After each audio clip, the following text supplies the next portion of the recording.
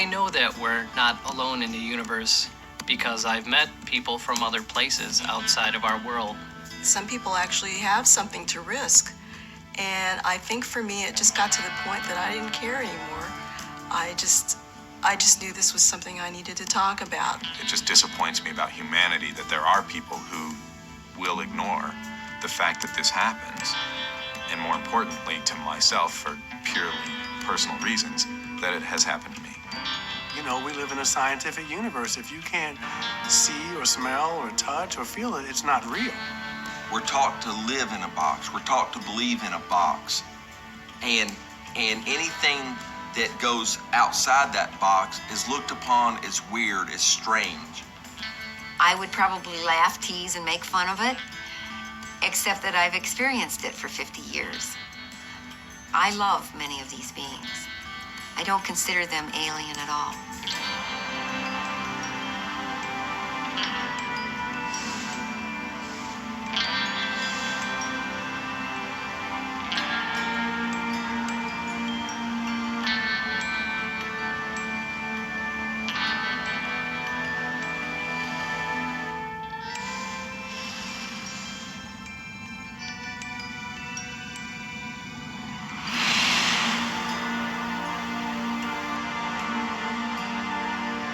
The experiences started, as best I can recall, when I was around 4 years old.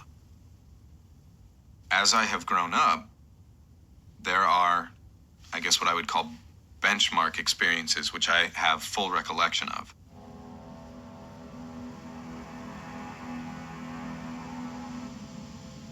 I remember many times laying in my bed at night and sort of looking over to my right, which is where the rest of my room was, and seeing creatures in my room.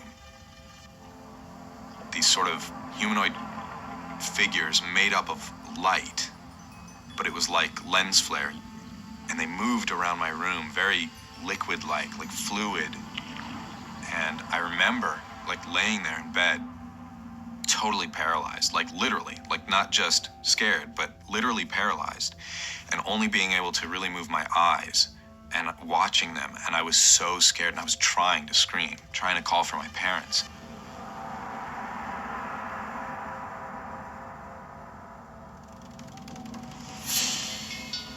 Coming down from the room was a shaft.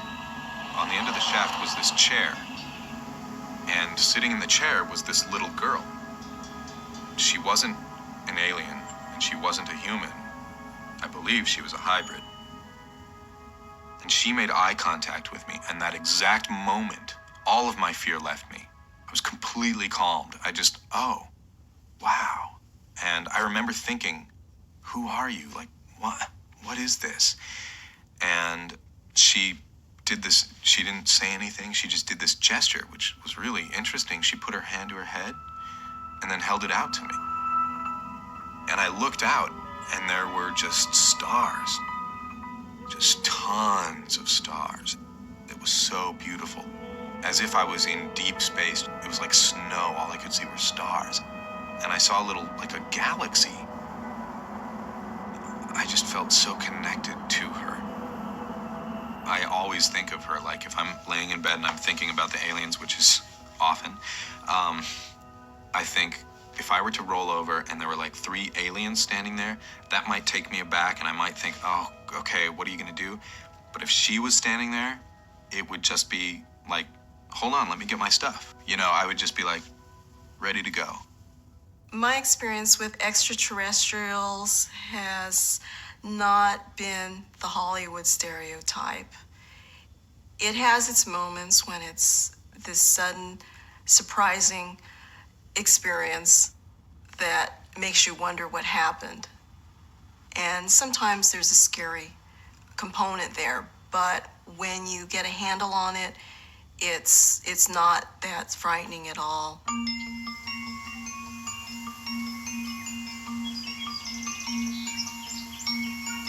It was the strangest experience I recall having as a child because it was in the daytime. I was walking home from kindergarten with a classmate, and We were surrounded by what I thought were little people. They looked like little girls, but the strange thing is they all looked alike. They took me to this place, and I met these grays. There were a variety of grays, different colors, anywhere from brown to gray to this funny kind of yellowish color. Thin, very pasty looking, and they were just there for me to meet them. They weren't threatening in any way. They were very friendly, in fact. It felt like a party, which was very strange. And the last thing I remember was coming through the doorway and waving goodbye to my newfound friends, and I started heading home.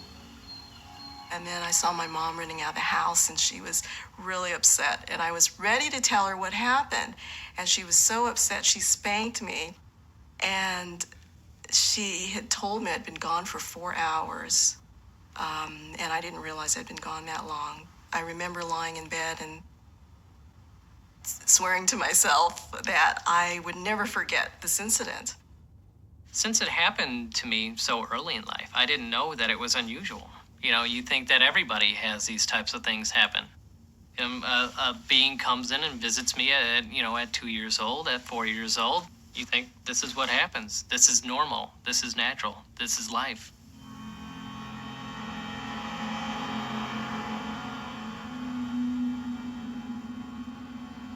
There was a time when I was 7 years old where I was taken by them, and the sort of silvery gray entity said to look into his eyes. As I looked into his eyes, they flared up a bright cerulean blue, just a bright sky blue. And I just got absolutely lost into these gorgeous blue eyes, just completely sucked into them. And it was just this tranquil, warm feeling just washing over me, and it was just wonderful. They had a much different rapport with me back then. It seemed that they wanted to communicate with me as a child communicates with another child. There wasn't a feeling that they were over me in any way. They wanted to invite me to do things. They wanted to be my friend. They portrayed themselves as my friends.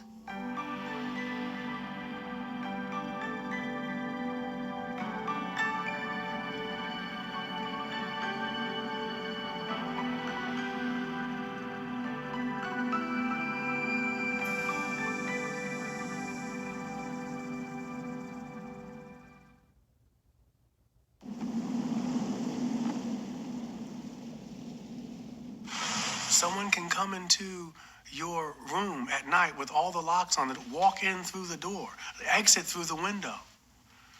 That's incredible.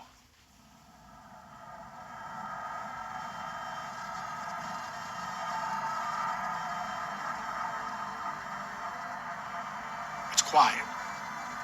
They came right in, not through a ship, but just came right in through the window. There were 3 beings here with really oversized heads. Did not see their features, but I saw it very vividly. I probably had other encounters as a kid that were either blocked out by screen memories or just plain fear. My first experience with non-terrestrials happened in 1951 when I was 7 years old. I was awakened in the middle of the night and by someone calling my name. And at that time, I felt compelled to go downstairs because I knew that they were around my house. I went right to the front door, opened it wide, and there, to my amazement, was a very tall being. He was accompanied by 5 or 6 very small beings. He spoke to me telepathically and said to me, "Please don't be frightened of us. We have not come to harm you." He stopped and pointed to the sky and asked me to look at the sky. And as I looked up, the sky became just an ominous blood red and began to feel like it was going to crack open like a delicate eggshell at any time. but the colors were more see-through. It was almost like a fourth dimensional place. The sky was so ominous that I became very frightened, and I knew that time for humanity, even at age 7, I knew that time was running out. Something was going to happen. The being told me that there may come a time within my lifetime where it would be necessary for them to come and remove some of the population from planet Earth until it was safe to return. They said, if you see the sky as we showed you, you will know we are coming. There will be no time to make a decision whether you will go with us or not. But you need to think about this over your lifetime. That was my first encounter with non-terrestrials. At 7 years old, I knew that my life would never be the same. I had quite a few experiences when I was young. As a matter of fact, they started when I was young. And my earliest recollection of my first experience was at the age of 6 over at my grandmother's house. I'm up on the porch and I noticed 2 strange looking kids floating toward me. They did not walk, they came floating toward me. I could hear them talk, but they didn't move their mouth. And this is all very strange to a 6-year-old. And so they wanted me to go with them, and I told them I couldn't because my mama told me not to ever leave the yard. And, but they said it would be all right. And for some reason, after they said that, I said, okay, I'll go with you. And I don't know how I got inside, but the next thing I knew, I was inside. And I go over to this table, and there's some toys on it. The first toy I pick up is a round silver ball. All I had to do was just think of where I wanted it to go. And I would start flying it around the room, just like that. It was so cool. I trusted these beings because I was having fun with them. After playing with those toys, I was on the front sidewalk of my grandmother's house. I don't know how I got there. I don't know when I got there. And there was this round silver airplane, and I was waving goodbye. When I would tell my parents or my grandparents if it happened over at their house, it did not feel good. And here I am telling the truth, and these beings, these strange-looking creatures are coming in my room and taking me out at night. And I want to tell someone about this, and I do. And the next thing I know is that they're telling me that I'm wrong, and I know it's right because it's happening. The difficulty at that time in saying, you know, this is what happened to me, but I can't prove it. Too bad you weren't there. Too bad this doesn't happen to so many people. Made me feel the urge to climb up for the longest time. And then it started to be a real difficult situation. Who can I trust to tell these things to as they continued to happen? People that talk about their experiences tend to be made fun of. And I didn't want to be made fun of. I didn't think that that was the right reaction for a lot of this, for a lot of these experiences that I was having, because I knew I wasn't crazy. And when I would speak about it to certain people, they would give me one of these, you know, raised eyebrow looks, like they didn't know what I was talking about. So I learned very quickly, if you wanted to have friends and you wanted to fit in, that you didn't talk about these things.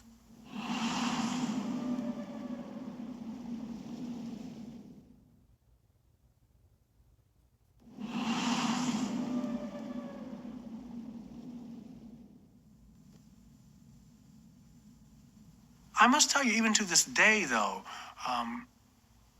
if I'm home alone, so I keep the lights on as long as I possibly can before I go to sleep. I do that. I'm 44 years old.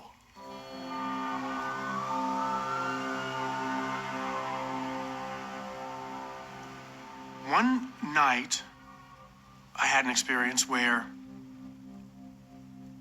I was lying in bed, and all of a sudden, The room was filled with this white, it was almost daylight.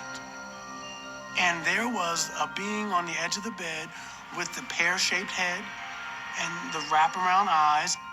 My heart was racing, and I was like, what? And I pulled the covers up over my head. That's what I did. And I felt this like whirlwind. Whoosh. I pulled the covers down, it was gone. It was like nothing ever happened. It was just an eerie quiet.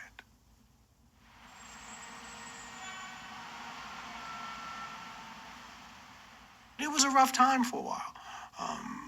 My ex-wife, my wife at the time, she walked with me through it, but I knew it had to be, for her, you know, it had to be some stressful. I mean, of course, I wouldn't be lying about this, but here it is that, you know, your partner's saying that beings from another place are coming and strange things are happening. And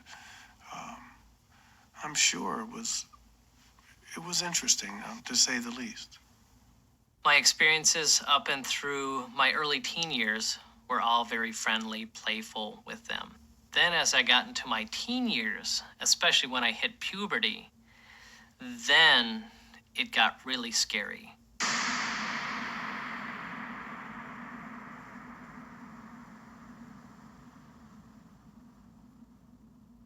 They would shine a bright light, say, on my knee or my chest, and I would have very little idea of what they were doing, and they would not explain to me at all. I can't say I felt a great deal of pain, just humiliation that I would be laying there without clothes as they examined me repeatedly, regularly.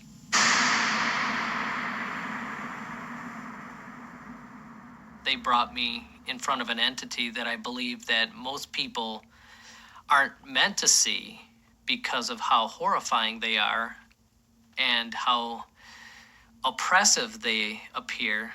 But in certain circumstances, I feel that they need to bring people in front of this sort of higher authority being, which looks like a giant insect or a praying mantis. I was just absolutely terrified. Just had this piercing stare, just made me feel like dust sitting in the chair, just completely powerful. He had expressed to me this awesome displeasure that I was not going along with what they wanted to go along with. And the basic message was, just go along. I was obviously terrified of the experience. It was overwhelming. And for days after the experience, I was just dumbfounded. And I would spend the whole day afraid to go to bed at night. And I would try to sleep as much during the daytime. I would sleep when I got home from school, sleep in the short hours after dinner, just so I would be able to stay up later at night so I wouldn't have to face them again.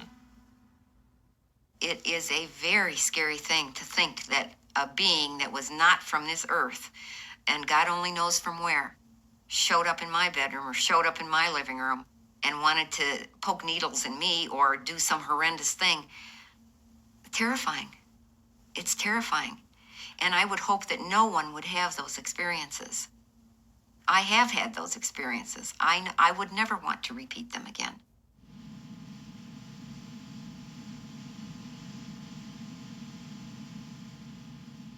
I found myself upstairs in my bedroom listening to this horribly loud noise. And it frightened me so much. And I went downstairs and I thought I was going to open that front door and run like hell. But when I got downstairs, my dog was plastered up against the front door like she was paralyzed. She couldn't move. And this horribly loud sound was coming from the back of the house where the kitchen was. And so I inched my way back there, and to my amazement, 3 or 4 beings tried to drag me and take me physically. This was happening on a nightly basis. They were in my room, they were in my house, and I said, no, you are not going to do this. I'm not going. Let go of me. And I was screaming. Of course, I was paralyzed, but you can still use your mind. They cannot paralyze your mind. And I prayed that I would not go. And I said, God, help me. And as soon as I was that adamant, a most beautiful entity of light came crashing through my bedroom wall. And this entity of light was swirling around the room, just swirling. I could hear it swishing and swirling around the room. And the next thing I knew, all of the beings were thrown out the bedroom, out the side of the wall. And at that point, I was paralyzed with fear. And I lay there and just watched this entity of light come above my bed again. And all I could think was, thank you, seemed very inadequate, but all I could think of to say at the time. And in a big booming voice, the entity said to me, as you respect yourself, so shall we. And he was gone. And from that day on, I learned that I was not a victim. But I went through some pretty scary stuff.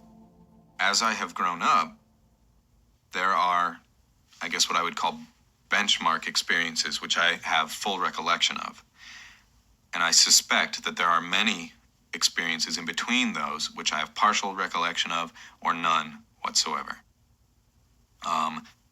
They started with me feeling very scared, being taken out of my room, brought to another place, and it was a very physical experience and very terrifying for me.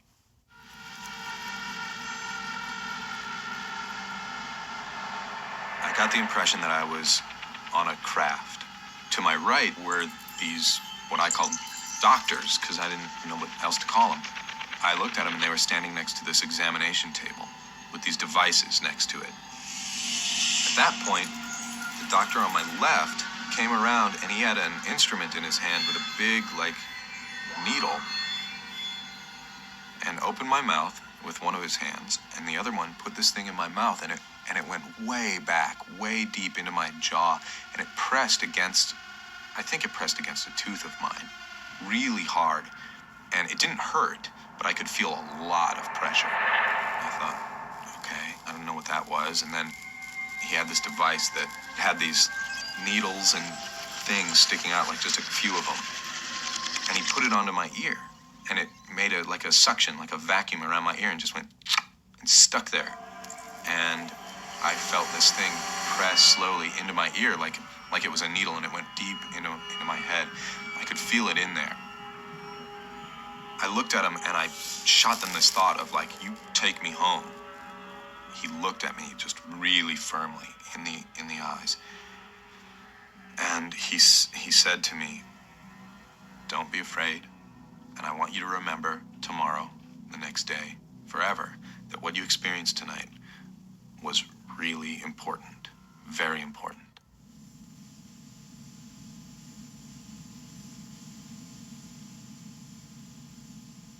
What they're doing, I can't say for certain, but I suspect that it's learning. Much like we go out into the wild and take a wildcat into our labs and we tag them and we do all kinds of samples and we release them. That's got to be kind of traumatic for the wildcat, but we aren't doing it any harm. And I kind of liken that to my situation. These beings are constantly studying us. They're throwing scenarios in our heads to see how we react, and they're doing it. They aren't perfect, but they are darn good at what they do. And when they introduce you, they're saying, okay, here's a little piece of candy, but there's an ulterior motive that said, let's see how you react so we can learn your emotions a little bit better in this scenario. So it's one scenario after another, a never-ending scenario. It's like going through school. These experiences are like part of going through school for me. And it's about just graduating to that next level of understanding about how the universe functions and, what's out there. That little box that you think life fits in just is shredded, and you think that you are entirely vulnerable to anything, that anything is possible in the world, and that life is just as unusual as you would allow it to be, as you could imagine it to be. It's a feeling of being completely adrift with no stability, no anchor whatsoever. Some of the feelings that come up for me afterwards, because we talked about the fear, and that's always initially there because of the high strangeness of it. No matter how beneficent it is, there's still that fear. But there's a sadness because it's almost as if some friends of mine have gone away and I don't know when I'm going to see them again.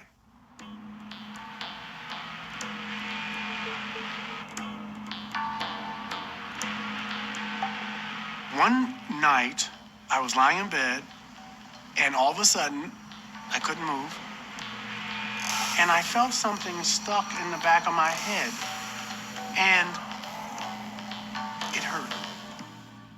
And I screamed, and Sandy woke up and said, "What's going on? What's going on?" And I said, "Something stuck me in the back of my head." I said, "It's them. They were here. They were here." You know, and it scared her. It really, really scared her. So I told them. And I remember because I used to keep a little golf club. I don't play golf. It was a golf club. And I remember picking it up and opening up the blinds and yelling at the top of my lungs, "You're scaring my family. You can't do that." And she says, "I remember you in your underwear on 81st Street on the 15th floor staring." About a month or so later, I'm home. I'm getting ready to go to bed. I'm getting ready to go to bed, and I lie down, and I feel I can't move. I can't move. And this time I can't even open my eyes, but I'm awake. In my mind's eye is a syringe. I felt the most gentlest prick in the top of my crown. And then that was it. But what I noticed this time is that he touched my head, my left hand, and patted my head. That I will always remember. That I will always remember. Like a friend.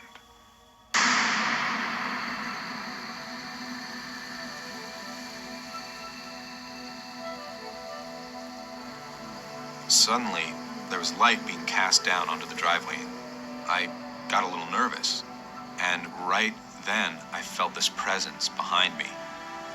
All the hair stood up on my body, and I thought, "Oh no." I turned around to look, and out from behind the camper stepped this little girl I had seen from my other encounter when I was 4, only she wasn't a little girl, she was my age. And the second I saw her, totally relaxed. Again, exactly the same as my last experience. And tons of emotions were just running through my mind, and it was just so magical. And I remember just feeling this amazing amount of love, like sisterly love, like sort of thing. And I just felt so connected to her. I wanted this moment to last forever. And she put her hand on my shoulder and ran her hand down my arm. And in those few seconds that it took her to trail down my arm, I sort of went into this trance state. And she was holding my arm, and I was kind of looking at her, and everything was kind of fuzzy, and I was really happy, and okay. And she turned me towards the door to the camper, and I thought, okay, I'm going there.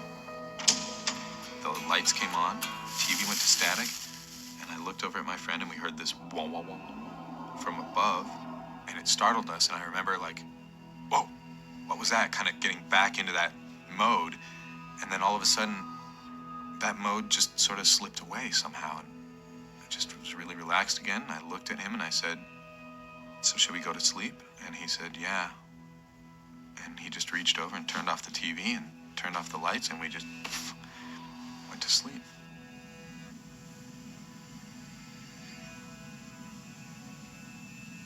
This experience was monumental to me because she came and connected with me again. And simply her presence makes me feel as if there is no wrong in the universe. And that's why it was monumental, simply because I had that feeling, even though it was fleeting.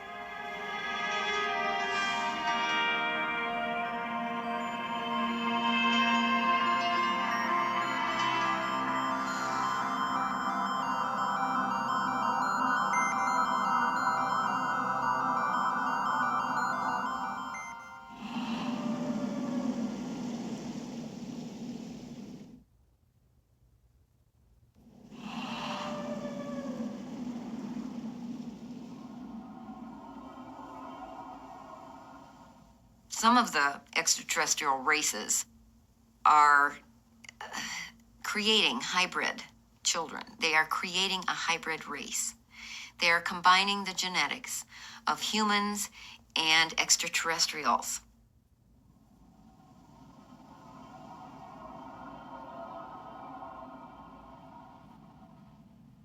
I was shown a child that was about 6 years old. She was very humanoid looking. Actually, she had freckles, which I thought was very distinctive and very odd.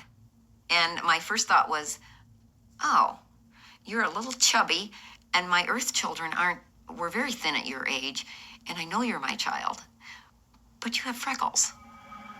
She knew who I was. She didn't show very much emotion. I had a very loving feeling toward her. I sent her love all the time, a mother's love that she probably doesn't realize that I have sent to her. As a mother, I knew I could never take her home, but I was very grateful for her existence and for the fact that she was very content with her life. And she wanted me to know that, and that was the purpose for the visit. I haven't seen her again, but I know that I still send her love all the time. I think that they're creating these children in case we blow ourselves off this planet or pollute ourselves off this planet. Maybe they're creating bodies that can survive on planets that are very different from the Earth. I had an experience when I was 23, which I remembered the next day, almost entirely in its full.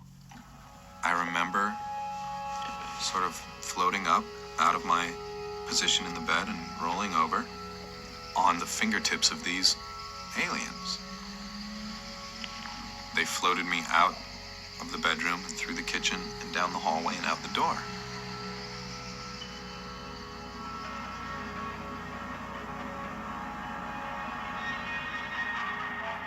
Out from the wall, across from me, came this device with a hose attached to it. It just sort of floated out. And one guy picked it up, and there it was, coming up here kind of between my legs, and I was naked, and I thought, oh, I don't know about this. And I looked at the guy, and I told him, again, I am not talking, but I told him, are you going to do what I think you're going to do? And he said, yeah. And I said, all right, okay, do it, and they attached this device between my legs, like they didn't have to get me aroused or anything. It was just sort of like going to the doctor and peeing in a cup, Maybe they took a urine sample as well, or only a urine sample, but they took some sample. And I remember just sort of feeling some fluids leaving my body, but not feeling anything else, just sort of sitting there and waiting, and that was it. And this thing went away and into the wall. They floated me back into the room and laid me down on the bed. And I don't know how long it lasted, probably not long. So I think that there's maybe a hybrid sort of project going on. And I think that could be because they're dying, or that could be because they want to come to Earth and be able to walk around and live. And maybe their bodies are too fragile to do that right now, so they need to kind of, become a bit of both.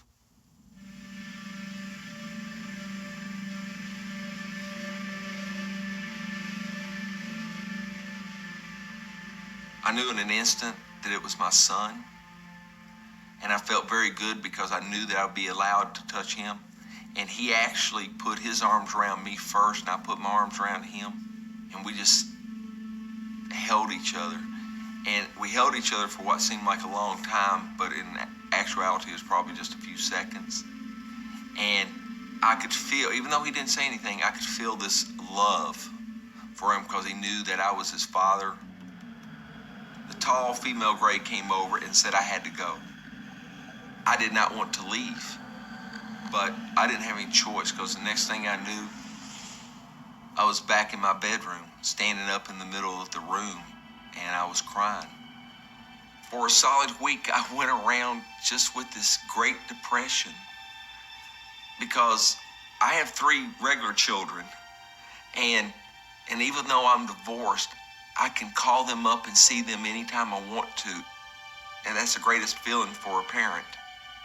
After this experience, I told my wife, and it was so comforting knowing that even though she did not understand, she wasn't telling me that it was my imagination, it wasn't my fantasy. Finally, here was someone that I loved, that was close to me, that was telling me, that was letting me know and showing me that they weren't thinking that I was lying or that I was crazy. I don't know what's going on with you, but I'm here to help you through it.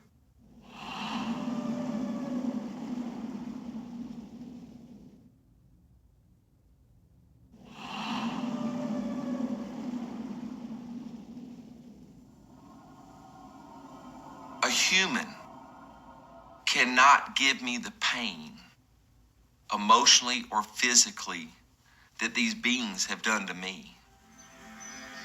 It's hard enough surviving the human reality, but you can't be weak surviving the human reality and the alien reality. You gotta be strong. And it's my friends, the ones who I owe my sanity to, and my wife and my family who've supported me. It's been a blessing because I've opened my eyes to new realities. I no longer look at life strictly from a human perspective. I'm looking at it from their perspective too. My view of life has extended past this earth into the universe. I do not credit the beings for the blessing. I can credit the human race for the blessing. When I cried, it was a human that comforted me. It's a human I share with. It's a human that's exploring this, not the beings at all.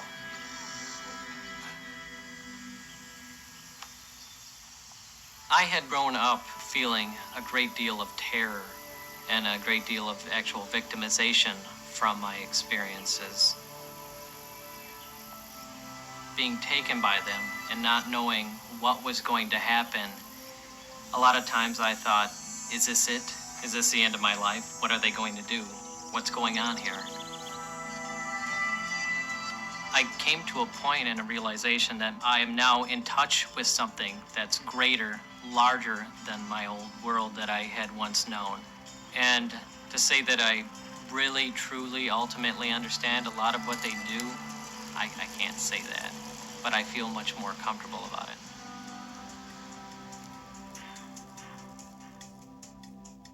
My first husband was quite fearful of what was happening.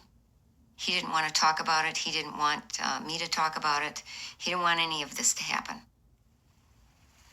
It was during those years of raising my children and trying to be a normal working part-time mom and trying to keep a marriage together.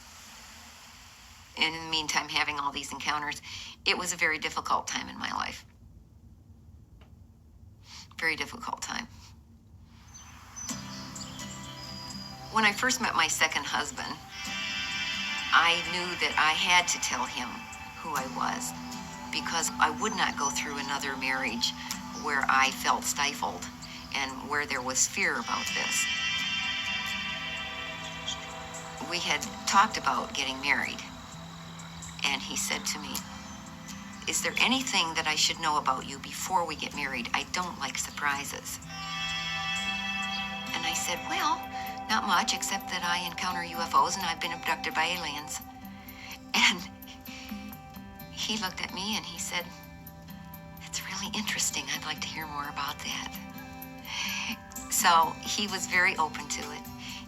He'll tell you that he doesn't understand all of it, but he gives me the freedom to be who I am, and that's all I ask.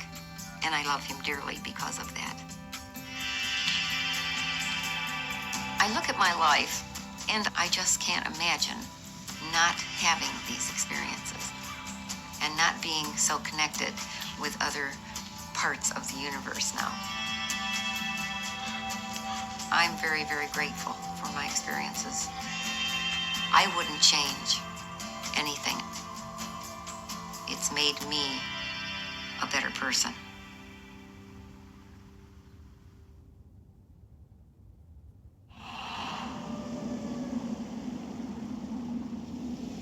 One of the interesting things that happened to me when the experiences started happening when I was an adult again was it actually took me out of my shell. I was very shy before that. I was a lot more quiet. So it helped me break through that.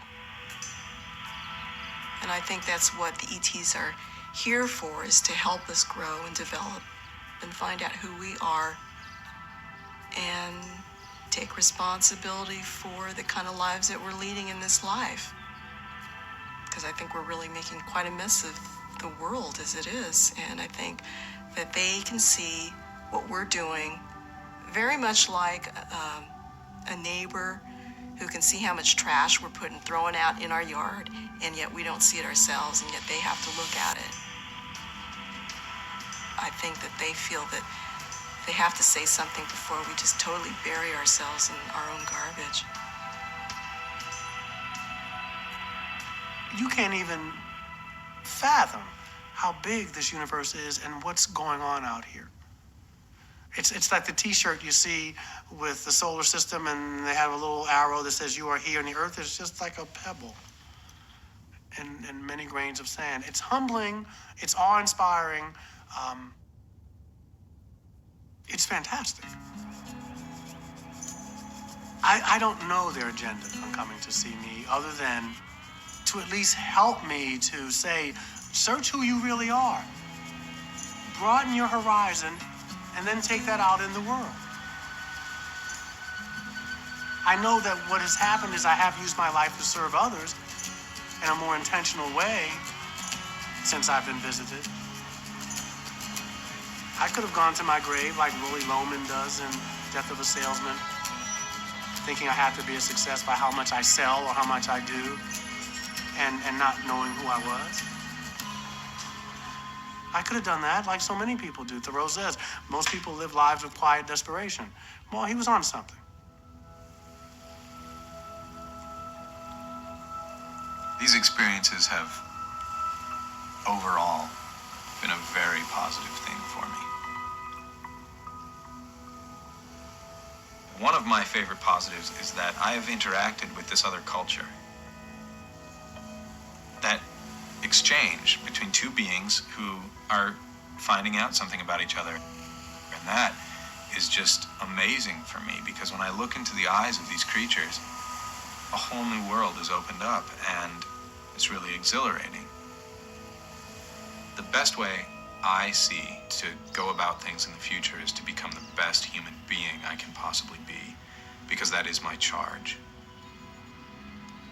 I feel like I have been made aware of my own sort of presence in this universe, and I have to play my role, which is that of a human being living on Earth.